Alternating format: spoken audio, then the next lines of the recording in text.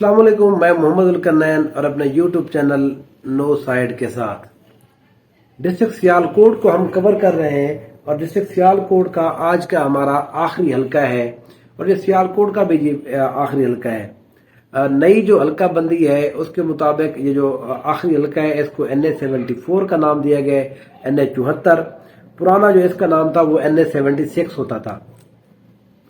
ये सियालकोट की जो तहसील है समरियाल, ये उसका ज्यादातर एरिया है। डस्का तहसील के भी इसके अंदर कुछ एरियाज आते हैं, मित्री वाला, बम्बर वाला, गोजरा 2, बड़े वाला, ये सारे एरिया, कुछ एरिया जो है डस्का के भी आते हैं। समरियाल भी जो तहसील है वो भी इसके अंदर पूरी की पूरी आती है।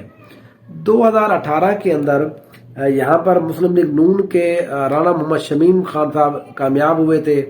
1,33,000 उन्होंने वोट लिए थे, वो यहाँ पर कामयाब हुए थे। उनका यहाँ पर जो मुकाबला हुआ था वो मोहम्मद असलम गुमन के साथ था। मोहम्मद असलम गुमन जो है ये PTI के टिकट के ऊपर थे। इन्होंने 93,000 वोट लिए थे। 40,000 वोट से जो है ये सीट पाकिस्तान तहरीक इंसाफ यहाँ पर हार गई थी।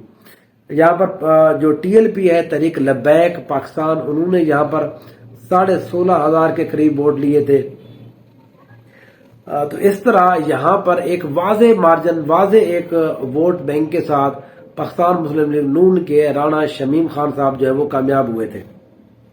अब यहाँ पर जो कैंडिडेट्स हैं वो मैं थोड़ा आपको बता देता हूँ, फिर उसके बाद हम थोड़ा इसका एनालिसिस करते हैं और फैक्टर्स देखते हैं कि कौन कौन से फैक्टर हो सकते हैं। अब भी यहाँ पर जो है राणा शमीम साहब मुस्लिम लीग नून की तरफ से कैंडिडेट के तौर पर ऊपर आ रहे हैं। मोहम्मद असलम गुमन साहब जो है वो पाकिस्तान तहरीक इंसाफ की तरफ से कैंडिडेट हो सकते हैं। TLP यहाँ पर अपना कैंडिडेट कोई ना कोई जरूर यहाँ पर पुट करेगी। यहाँ पर जो है इस सीट के ऊपर अगर हम बात करें, जो इम्पोर्टेंट कुछ फैक्टर्स हैं वो मैं एक एक करके थोड़ा डिस्कस कर लेता हूँ। यहाँ पर जो है पिछली दफा मुदस्सर सलीम बरियार साहब ने इलेक्शन कंटेस्ट किया था आजाद हैसियत में, क्योंकि ये बरियार फैमिली जो है इनके एक सलीम जो एहसन सलीम बरियार है वो MPA मुंतखब हुए थे PTI के टिकट के ऊपर 2021 के अंदर। लेकिन 18 तक ये बरियार फैमिली जो है ये क्योंकि काफलिक में होते थे, ये आजाद हैसियत में इन्होंने इलेक्शन लड़े थे। तो मुदस्सर सलीम बरियार ने यहाँ पर 10,000 के करीब वोट लिए थे। अब यहाँ पर क्योंकि बरियार फैमिली जो है वो पाकिस्तान तहरीक इंसाफ में शामिल हो चुकी है, इनके चौधरी परवेज के साथ ताल्लुकात वगैरह हैं, तो इस वजह से ये उसमें चले गए हैं। तो यहाँ पर मुदस्सर जो बरियार है उनका जो 10,000 वोट बैंक है, जो उन्होंने पिछली दफा भी बताया कि मेरा ये अपना वोट बैंक है, वो यहाँ पर एक इम्पोर्टेंट फैक्टर होगा। दूसरा यहाँ पर जो फैक्टर रहेगा वो अजीम नूरी गुमन साहब है, जो यहाँ पर असलम गुमन के नीचे MPA का इलेक्शन भी लड़ते हैं। पिछली दफा वो हार गए थे, वो बड़े यहाँ पर मशहूर बंदे हैं। इन्होंने भी यहाँ पर 2-3 ऐसे काम कराए हैं उस्मान बुज़ार साहब के टाइम के ऊपर, तो इनकी जो रेपुटेशन है वो थोड़ा अच्छी हुई है, बड़ी है। फिर यहाँ पर एक कैंडिडेट है चौधरी अंसर इकबाल ने यहाँ पर 9,000 वोट लिए। एक MPA की, इनके नीचे एक MPA का हल्का है, वहां पर उन्होंने लिए थे। तो इस तरह से अगर हम आजाद हैसियत में जो बंदे थे उनको देखें, 20,000 वोट बोले गए थे। बाकी यहाँ पर जो है बड़े वाज़े हैसियत से राणा शमीम जीते थे। अब भी इस सीट के ऊपर राणा शमीम खान साहब जो है वो अच्छी पोजीशन में है, बेहतर पोजीशन में है।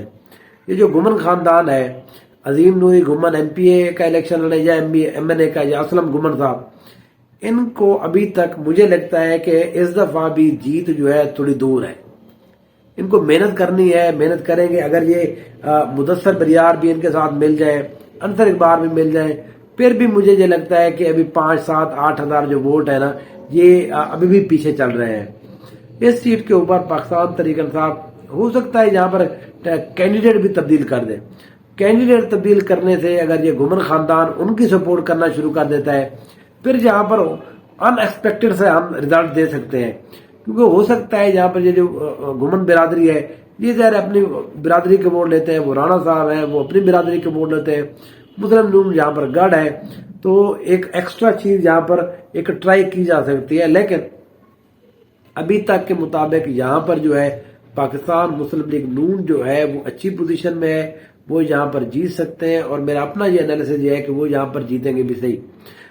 پاکستان تحریک انصاف کو جتنے مسائل کا سامنا ہے، کینڈیڈیٹس کا سامنا ہے، ان ساری چیزوں کو دیکھتے ہوئے اگر وہ نہ بھی ہوں، کم سے کم اس سیٹ کے اوپر اگر یہاں پر کسی طرح سے رانا شمیم ہار گئے کسی بھی وجہ سے، تو یہ میرے لیے سب سے ایک شاکنگ قسم کا جو ہے وہ رزلٹ ہوگا۔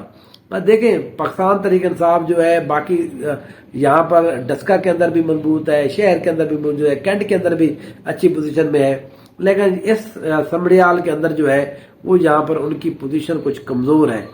اچھے کہ وہ ہے، انہوں نے پچھلے دفعہ بھی 93,000 ووٹ لیے، اس دفعہ 1 لاکھ سے اوپر چلے جائیں گے۔ جو فرق ہے وہ 40 کی بجائے 15,000 10,000 ہو سکتا ہے، لیکن بہرحال مسلم لیگ نون کے ساتھ میں اس سیٹ کے اوپر اتفاق کرتا ہوں کہ وہ یہ سیٹ ون کر سکتی ہے۔ ہمارا ڈسٹرکٹ جو سیال کوٹ ہے، ان کے 4 حلقے ہم نے کور اپ کر لیے ہیں۔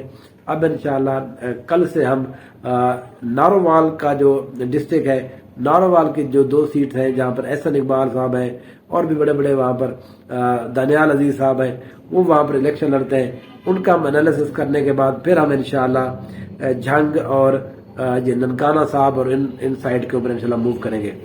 میرے چینل کو سبسکرائب کیجئے، پلیز کمنٹ ضرور کیجئے کہیں پر اگر آپ کو لگے کہ میں نے کوئی بولتے ہوئے کوئی غلطی کر دی ہے، اگر یا کسی چیز کو میں نے غلط ہی ایزیوم کیا ہوا ہے، پرسیو کیا ہوا ہے، تو وہ آپ مجھے کریکٹ کر سکتے ہیں، اوپن، اور میں اپنے آپ کو تصحیح کر لوں گا۔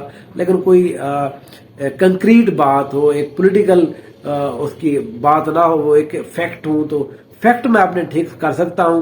انالیسس جو ہے وہ ظاہر میرا اپنا ہے، وہ آپ اس کے اندر اپنا پٹ کر سکتے ہیں کوئی بھی چیز۔ Thank you so much.